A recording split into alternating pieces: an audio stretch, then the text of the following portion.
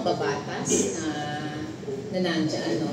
Nakaharap kayo sa naharap kayo, no? Exposed na ang matinding katiwalian, ang matinding korupsyon na pinagagawa nyo.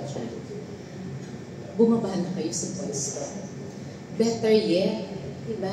Dapat zero ang budget nyo ngayon.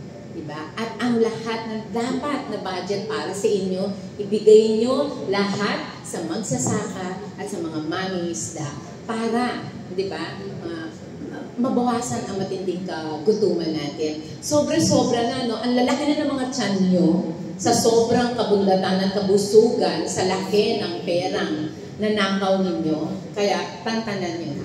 Of course, nagagalit tayo sa nangyayari, pero ito, no, hindi, ang kilusan na hindi umaasa sa mga senador at sa mga kongresista sa ginagawa nila mga investigasyon dahil sila man ay nakikita natin na bibigyan protection nila ang kanilang mga sarili.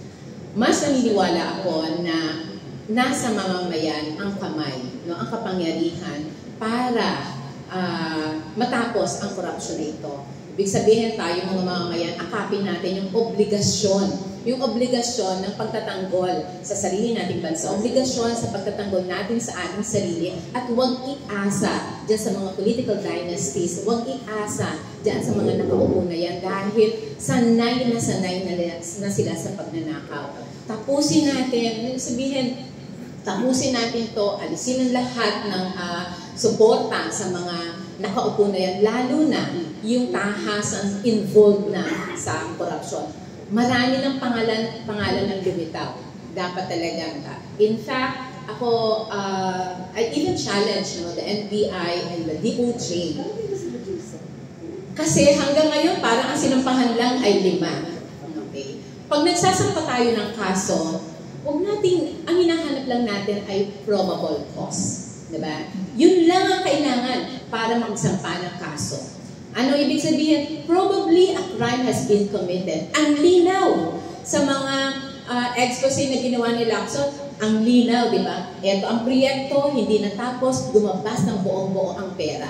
A crime has been committed. It's not simply a crime has been probably committed. Second requirement para maisampa yung kaso, di ba? Probably, di ba? They committed the act. And probably sila yung may gawa noon. Ay, ang dali naman noon. Ang dami naman pag-amin at ang dami naman pagtuturo na nakita natin sa investigasyon sa Senado. Kaya ibig sabihin, sapat na ang probable cause para isampa ang kaso. Iba pa ang requirement pagdating sa korte. Pero, my goodness, sa laki ng pera, diba, dapat yan, non-bailable, lahat agad yan. Pag sinampahan ng kaso, non-bailable, kulong lahat yan sa laki ng pera. That's blunder.